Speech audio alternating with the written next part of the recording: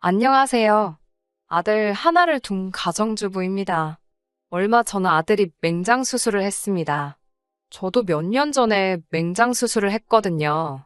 그때 이를 계기로 시댁하고는 연을 끊었는데 오늘 그 이야기를 해볼까 합니다. 저와 남편은 대학 동기입니다. 같은 해에 입학해서 1학년 때는 그럭저럭 가까이 지냈었는데 남편이 군대에 가면서 자연스럽게 사이가 멀어지게 되었어요. 그러다 남편이 군대에서 전역을 했을 땐 저는 어학연수를 가게 되면서 완전히 연락이 끊어졌었습니다. 그러다 우연한 기회로 다시 친구들과 모이면서 연락이 닿았어요. 몇 년 만에 만나서 그런지 반갑기도 했고, 또 각자 다니는 직장이 멀지 않아서 저희는 급속도로 가까워졌고요. 그러다 자연스럽게 연인 사이로 발전하게 되었고, 1년 정도의 연애 끝에 결혼 이야기까지 나오게 되었어요. 둘 다 결혼할 나이가 되었기도 했고, 만나는 동안 크게 다투거나 한 적도 없었기 때문에 마치 당연히 그래야 하는 것처럼 이야기가 흘러갔네요. 남편에게는 9살 차이 나는 여동생이 있어요. 시부모님께서 나이 들어 늦게 낳으신 딸이라 오냐오냐 하면서 키우셨다고 들었습니다. 남편이 대학을 들어가면서부터는 시부모님께선 종종 입버릇처럼 이제 남편더러 여동생을 키워야 한다고 하셨대요. 당연히 남편은 그 말을 농담이라고 생각했지만 부담스럽긴 했다고 하더라고요. 그래서 그럴 때마다 자기는 모르는 일이라고 자기한테 부담 주지 말라고 선을 딱 그었다고는 하던데, 그래도 시부모님은 남편의 그 말을 진지하게 받아들이지 않으셨던 모양입니다. 결혼 약속을 한 뒤 제가 시부모님을 뵙기 위해 시댁에 인사를 드리러 간 날이었어요. 시부모님은 옆에 신우를 앉혀놓고는 저희를 바라보시며 앞으로 잘 부탁한다고 하시더라고요. 그때만 해도 저는 시부모님이 의례껏 하시는 당신들을 잘 부탁한다는 그런 뜻으로 알아들었습니다. 하지만 알고 보니 그건 앞으로 우리 딸, 그러니까 신우를 잘 부탁한다는 소리였어요. 남편은 서울에서 몇 시간 거리에 떨어진 지방에서 초중고를 다 졸업한 후 서울로 올라왔습니다. 서울에 있는 대학을 졸업하고 직장도 서울로 잡으면서 서울에 정착하게 된 거고요. 그런 오빠의 모습을 봐서인지 신우도 어떻게든 서울에 오고 싶어 했습니다. 신우는 2년의 재수 끝에 서울에 있는 모 여대에 진학하게 되었는데 이때부터 시부모님이 무리한 부탁을 해오기 시작하셨습니다. 그때 저는 결혼한 지 1년이 채 되지 않았을 무렵이고 임신 4개월 차였습니다. 다니던 직장을 그만두고 오롯이 태교에만 힘쓰고 있을 때였고요. 하루는 시어머니께서 전화를 걸어오셨습니다. 그러더니 저에게 신우가 대학에 합격을 했는데 여자애 혼자 서울까지 보내서 혼자 지내게 하려니 걱정이 이만저만이 아니라고 하시더군요. 저도 그 마음은 이해가 되었기 때문에 시어머니께 신우도 성인인데 믿고 지켜보시면 좋을 것 같다고 했습니다. 그러자 시어머니는 그러지 말고 친동생이다 생각하고 신우 학교 졸업할 때까지만 데리고 있어달라고 하더라고요. 그 말을 듣고 너무 황당해서 제가 그러면 못해도 4년인데 그렇게는 어려울 것 같다고 딱 잘라 거절을 했습니다. 그렇지만 시어머니는 포기하지 않고 남편에게 또 연락을 하셔서는 하나뿐인 여동생인데 걱정도 안 되냐며 화를 내셨던 모양이에요. 하지만 남편은 이제 곧 우리 애도 태어날 거고 그럼 지금 사는 집도 좁아서 걱정인데 어머니까지 왜 그러시는 거냐며 이러지 마시라고 거절을 했다고 해요. 그러자 시어머니는 몸도 약한 네 동생 불쌍하지도 않냐고 부창부수라더니 며느래나 너나 참 매정하다며 다시 한번 화를 내셨다고 하더라고요. 사실 신우가 평소에도 아프단 소리를 입에 달고 살긴 합니다. 그런데 대부분이 배 아프다, 머리 아프다 이런 거였고 막상 병원은 절대 안 가더라고요. 약도 절대 안 먹고요. 솔직한 말로만 맨날 아프다고 하지 진짜 아픈 사람 같지가 않거든요. 처음에는 남편이 저랑 데이트를 하던 와중에도 신우가 아프다고 하면 몇 번 쫓아가고 그랬어요. 전화로는 다 죽어가는 소리를 하니까 차마 모른 척하지 못했던 거예요. 그런데 그 빈도수가 너무 잦았고 막상 쫓아가면 이제 괜찮아졌다는 식으로 둘러대버리니 양측이 소년이 따로 없었어요. 남편이 시어머니한테도 몇 번 이에 대해서 이야기를 한 것 같은데 시어머니는 그럴 때마다 오히려 남편한테 지 오빠가 관심 가져주니까 좋아서 그러나 보다고 이해하라고 하시거나 진짜 아프다 괜찮아졌을 수도 있다면서 당신도 가끔 그런다고 아픈 사람한테 그렇게 말하지 말라고 얼마나 서운해하겠냐며 신우를 옹호하시기 바빴습니다. 그러다 보니 남편도 자포자기한 심정이었는지 그냥 상황되면 한번 얼굴 비추고 괜찮냐 물어주고 안 될 때는 그냥 못 들은 척하고 그런 식이었어요. 그런 신우를 아예 집에서 끼고 졸업할 때까지 4년을 데리고 있으라 하시니 생각만 해도 아찔하더라고요. 그나마 다행히 남편이 시어머니께 안 된다고 몇 번이고 말씀드렸고 시어머니도 백기를 드신 듯 했습니다. 하지만 그로부터 며칠이 흐른 뒤 시어머니는 그럼 저희 집에서 멀지 않은 곳에 신우 자취방을 구해줘야겠다고 하시는 거예요.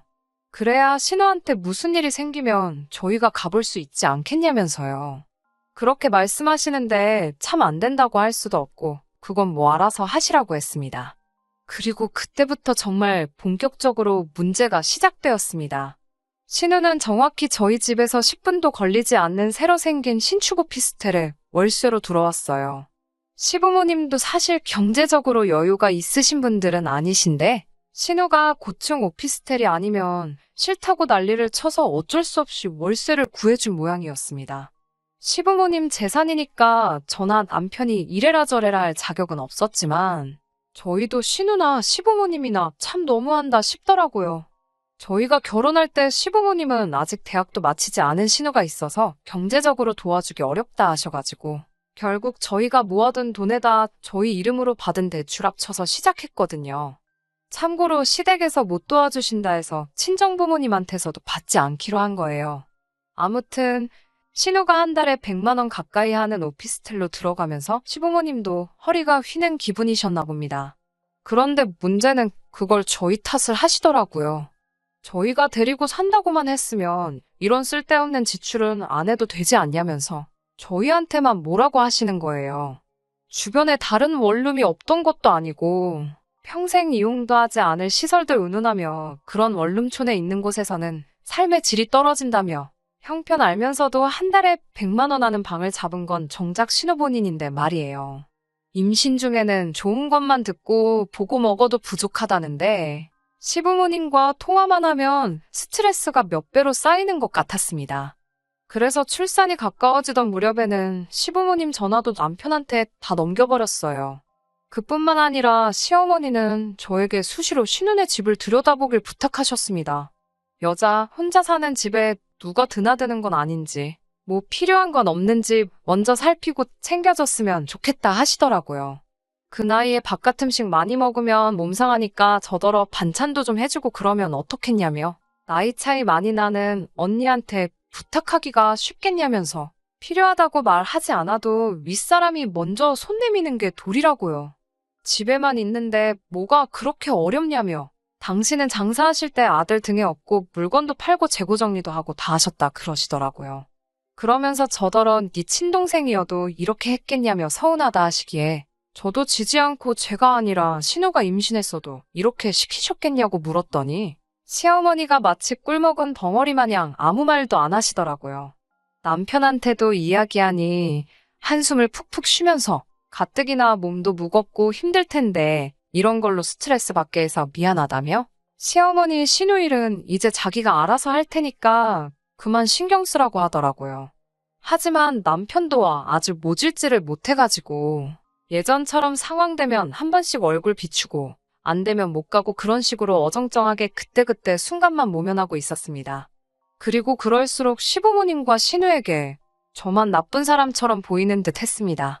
그 점이 너무 짜증이 나긴 했지만 남편 입장에서는 또 어느 한쪽을 칼로 무자르듯 잘라낼 수 없었을 테니까 남편이 안 됐기도 하고 이래저래 짜증이 많이 났어요. 걔가 짖어도 귀찮은 달린다고 시부모님이랑 신우가 뭐라 하던 시간은 흘렀고 저는 아들 하나를 둔 엄마가 되었습니다. 손자가 태어났다고 해서 시부모님의 태도가 바뀌었냐고요? 전혀 그렇지 않아요. 오히려 저랑 남편이 아들 챙긴다고 신우를 등한시할까봐 그런지 시부모님이 간섭은 하루가 다르게 더 심해져만 갔습니다.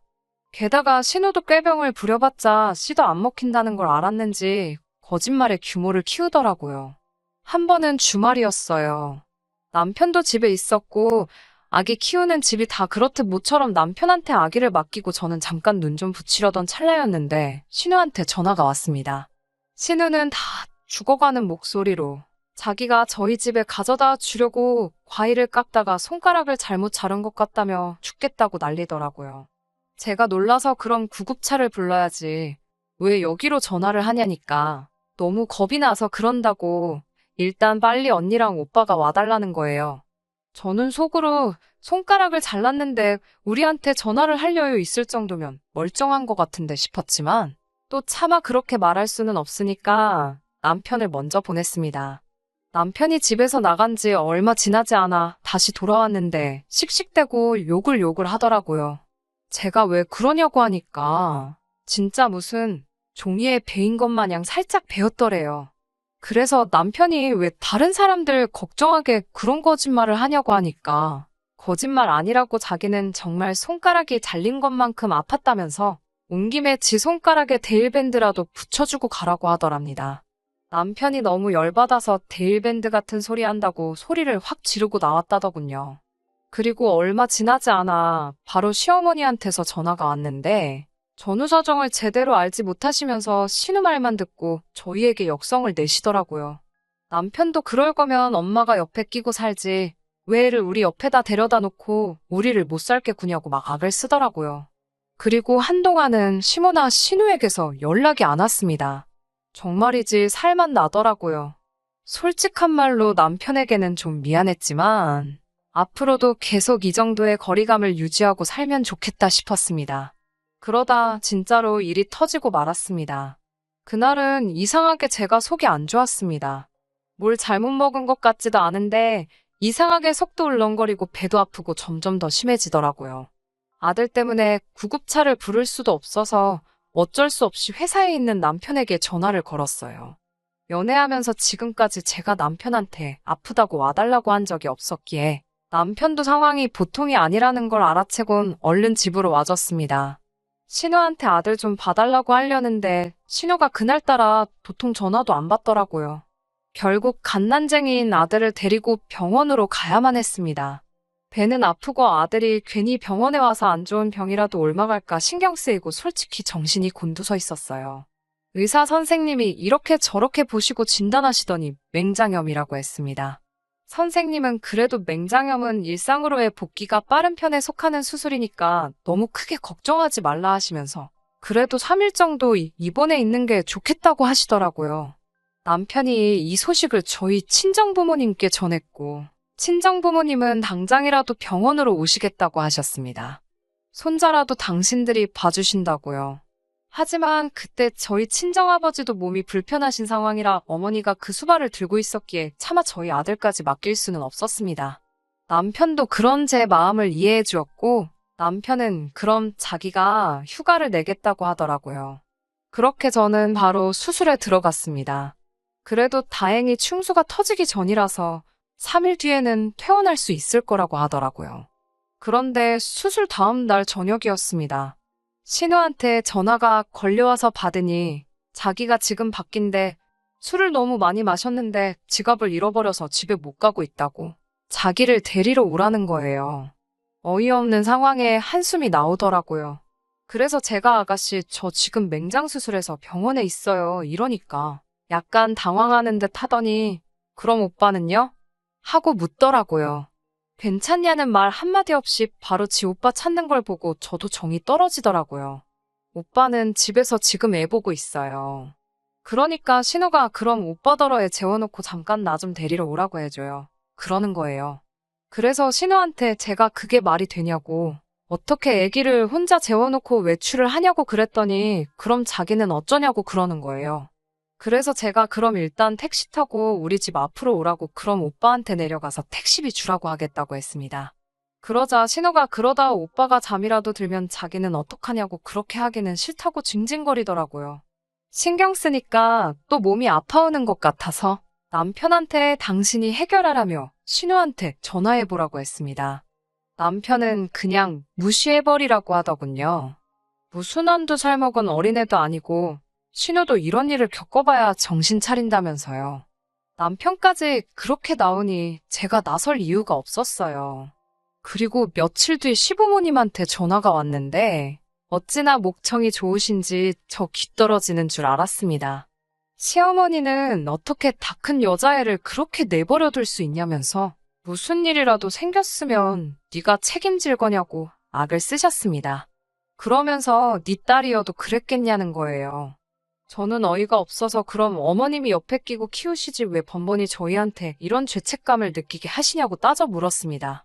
남편도 시부모님한테 언제 내가 여동생 낳아달랬냐며 왜 어머니 아버지가 좋아서 낳아놓고 자꾸 나한테 책임을 지게 하냐고 힘들어 죽겠다고 소리를 치더라고요. 그러자 시부모님은 배은망덕한 놈이라면서 이래서 남자는 여자를 잘 만나야 된다고 다시 저에게 그 불똥이 튀어서는 저를 만나면서 남편이 아주 피도 눈물도 없는 아들이 되었다며 제가 문제라고 하시더라고요. 듣다 못한 남편이 시어머니한테 이제 연락하지 마시라고 신우에 관한 이야기라면 죽었다 해도 관심 없다고 냉정하게 말을 끊어버렸습니다. 옆에서 듣던 저도 찬바람이 느껴질 만큼 냉랭한 목소리였습니다. 시어머니는 남편이 그런 식으로 나올 줄은 몰랐다면서 너 진짜 후회 안 하지? 라고 몇 번을 물어보시는 거예요. 남편은 후회 같은 거 안 한다고. 그리고 오늘부터 신우한테 보내주던 용돈들도 싹 끊을 거라고 그러더라고요. 저는 옆에서 남편 통화하는 걸 듣고만 있었는데 이때까지 그 내용을 몰랐던 터라 뭐야 싶어서 남편을 쳐다봤어요. 남편은 흠칫하더니 아주 얼굴이 울상이 되어 있더군요. 시어머니와 전화를 끊고 남편한테 신우한테 보내주던 게 도대체 뭐야? 라고 상냥하게 물어봤어요. 제가 상냥하게 나오니 남편은 오히려 어찌할 바를 모르고 안절부절 못하고 있더라고요.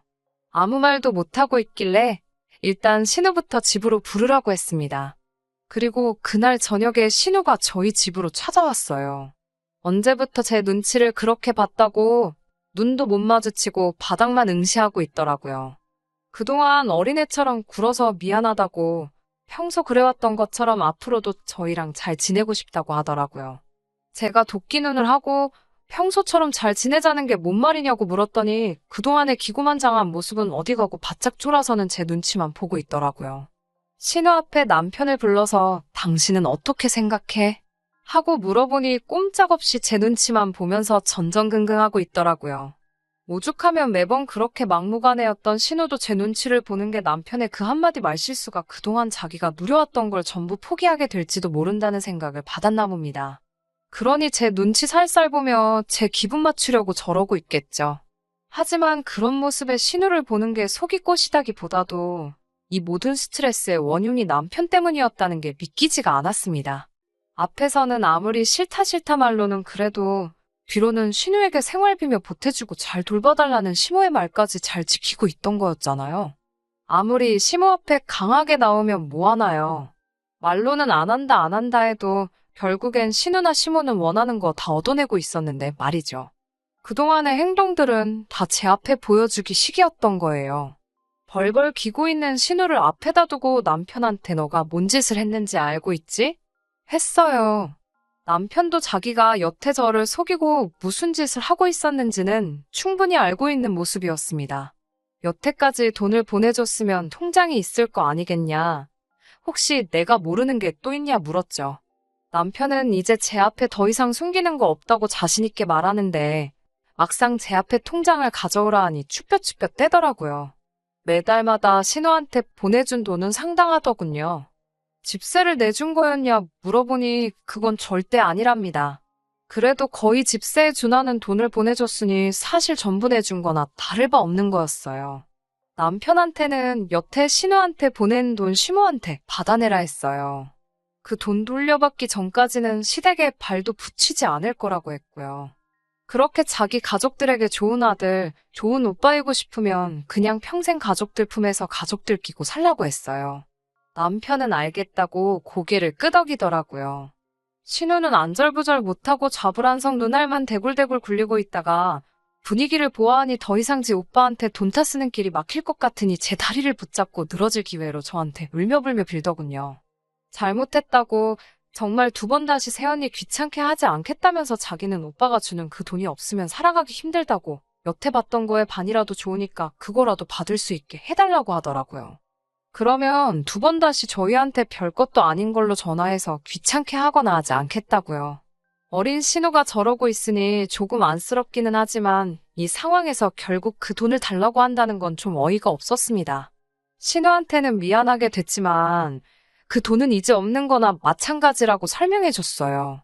내가 너라면 당장 너네 오빠가 가족들을 못 만나게 될지도 모르는데 여태 주던 거에 반만이라도 달라고 빌기보다는 자기가 아르바이트를 해서라도 갚을 테니 오빠를 용서해달라고 하는 게 맞지 않을까? 라고 참교육을 해줬어요. 신우는 제 말을 듣더니 틀린 말이 하나 없으니 고개만 숙이고 있더라고요. 그래도 아무리 생각해도 일하는 건 귀찮은 건지 아니면 알바해서 번 돈을 여태 타슨 돈 갚는데 승계된다는 게 아까운 건지 곧 죽어도 아르바이트 하겠다는 말은 안 하더군요. 시부모님도 그렇지만 남편에게도 너무 다 받아주면서 키우니까 신우가 저렇게 된 거라고 지금은 내가 원망스러울지 몰라도 나중엔 분명히 고마워할 날이 올 거라고 말했어요. 남편이 겉으로는 맞다고 맞장구를 쳐주지만 속으로 저를 어떻게 생각할지는 모르겠네요. 아무튼 그렇게 신우는 지내던 오피스텔 계약이 끝나자마자 가격이 괜찮은 원룸 찾아 이사를 떠났고 그 후에 아르바이트도 곧바로 시작했다고 합니다. 남편에게 갚으려고 하는 일은 아니지만 그래도 스스로 제 앞가림하게 된 건 참 다행이라고 생각해요. 약속한 대로 시댁에는 딱 한 번 어버이날에만 찾아뵙고 있습니다. 시부모님께서 남편이 여태 신우에게 줬던 돈을 대신 갚아주지는 않을 거예요. 시어머니와 엮일 일 없어서 편하기는 하지만 한편으로는 남편한테서 가족을 빼앗은 것 같아 미안할 때도 있어요. 하지만 남편도 저를 이해해 줄 거라 생각합니다. 이렇게 해야 신우도 더 이상 응석바지로 남아있지 않을 테고 신우가 철이 들면 남편과 시댁이 끝내 제자리로 돌아올 거라 믿습니다. 끝까지 들어주셔서 감사합니다. 오늘의 사연은 여기까지입니다. 구독과 좋아요, 알람 설정 부탁드리고 더 좋은 사연으로 다시 찾아뵙겠습니다. 감사합니다.